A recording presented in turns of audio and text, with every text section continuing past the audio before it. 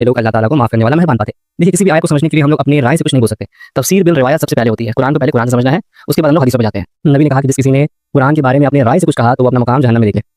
इसने कहा किसी आयत को समझने के लिए हम लोग अपनी राय से कुछ नहीं बोल सकते, जबकि ये खुद इस पर अपनी राय पेश करता है। खैर, हम लोग इसको समझने के लिए, इस आयत के बैकग्राउंड को समझने के लिए सूरह निसा की आयत नंबर 60 से लेकर 64 तक पूरा पढ़ेंगे ना, तो हम लोग को समझ में आ जाएगा। देखिए, और ये कहता है कि इस आयत को समझने के लिए 60 से 64 आयत समझना होगा, जबकि इस पर इसने कोई दलील नहीं दी, या ऐसा किसी ने नहीं कहा कि एक आयत को समझने के लिए पहले 2-3 आयत समझना पड़ेगा तब दूसरा आयत समझ में आएगा। जबकि इसको मालूम होना चाहिए कि कुरान सीक्वेंस के साथ नाजिल नहीं हुआ, तरतीब के साथ नाजिल नहीं हुआ। कभी कोई आयत किसी खास मौके पर नाजिल हुआ, अलग अलग मौके पर अलग अलग आयत नाजिल हुआ, मुकम्मल सूरतों की शक्ल में नाजिल नहीं हुआ। अगर इसके हिसाब से माना जाए कि इस आयत को समझने के लिए 60 आयत से पढ़ना होगा, तो भाई 60 से क्यों, पहली आयत से समझना चाहिए, पहला, दूसरा, तीसरा, चौथा, 60 से क्या समझेगा आदमी। तो इसका कहना ही बेवकूफ़ी है, क्योंकि पहली कुरान की आयत नाजिल हुई थी इक़रा बिस्मि रब्बिकल लज़ी, तो पहला तो सूरा वही होना चाहिए था, सूरा अलग, जबकि पहला सूरा तो सूरा फातिहा है कुरान में। इस जाहिल को ये नहीं पता कि कुरान सीक्वेंस के साथ नाजिल नहीं हुआ है। किसी आयत को समझने के लिए शान नज़ूल का जरूरत पड़ता है। ठीक है। अब इससे बहुत सारे पॉइंट्स हैं। पहला पॉइंट मैं बोलता हूँ कि ये आयत मुनाफिकीन के लिए थी और एक लिमिटेड टाइम के लिए थी।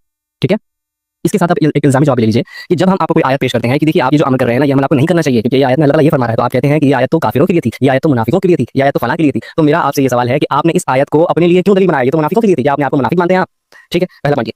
दूसरा पॉइंट देखिए, इसमें इस आयत में एक वर्ड है जाऊका। जाऊका जो है ना, ये फेले माजी है, फेले माजी है, मतलब पास्ट टेंस है। तो ये आयत मुक़य्यद है, इस पे हम लोग आज बात नहीं कर सकते। इस आयत का कंटेक्स्ट हमें बताता है और इस आयत में जो अल्फाज यूज हुए हैं उससे हमें पता चलता है कि ये एक लिमिटेड टाइम के लिए एप्लीकेबल था, आज एप्लीकेबल नहीं है। ठीक है, ये एक हुक्म आम को हुक्म खास कर रहा है, इस पर इसने कोई दलील नहीं दी। कह रहा है कि ये मुनाफिकीन के लिए आयत उतरी थी, यानी अब कोई मुनाफिक गुनाह करेगा तो वही जा सकता है। इसके कहने का मतलब यह है कि कोई मुनाफिक अगर तौबा करेगा तो वही रसूलुल्लाह की बारगाह में जा सकती है। तो तब तुम ये भी मान लो कि अब भी अगर कोई मुनाफिक कोई गुनाह करेगा तो वो रसूलुल्लाह से तवस्सुल ले सकता है, क्योंकि तुम मुनाफिक के लिए खास कर रहे हो, तो मुनाफिक के लिए तब ये भी खास कर लो इल्जामी जवाब, तो मुनाफिक अब भी तब ये कर सकता है, जबकि ये हुक्म आम। इस पर इसने कोई दलील पेश नहीं की, सिर्फ अपनी राय बक रहा है। इससे मालूम होना चाहिए कि किसी आयत को मनसूख करने के लिए स्पेसिफिक उसूल है, और उस उसूल के मुताबिक किसी आयत को मनसूख होने के लिए नसख की सरी दलील चाहिए, जबकि सहाबा, ताबन या मुफस्सिरीन में किसी ने भी इस आयत को मनसूख नहीं करार दिया। और ये कह रहा है कि ये आयत अब एप्लीकेबल नहीं है। क्यों? लफ्ज जाऊ का, ठीक है ना, एक स्पेसिफिक टाइम के लिए है, यानी जो उस वक्त था उसी के लिए। आइए इस बात का भी इसको जवाब देते हैं। अल्लामा से बिविया की किताब, जो उसूल की किताब है, उसमें वो फरमाते हैं जिल्द अव्वल सफ़ा 22 में कि फेल माजी गुजरे हुए जमाने के लिए इस्तेमाल होता है और करीने से हाल और मुस्तकबिल के लिए भी इस्तेमाल होता है। दूसरी किताब अल फ़क़ी इब्न मालिक नाव की दूसरी किताब है, उसमें भी ये बात लिख रहा है कि फेल माजी गुजरे हुए वक्त के लिए होता है, लेकिन हाल और मुस्तकबिल के लिए भी ये इस्तेमाल होता है। दलील 3, इब्न हिशाम वो अपनी किताब मुग़नियुल बीब,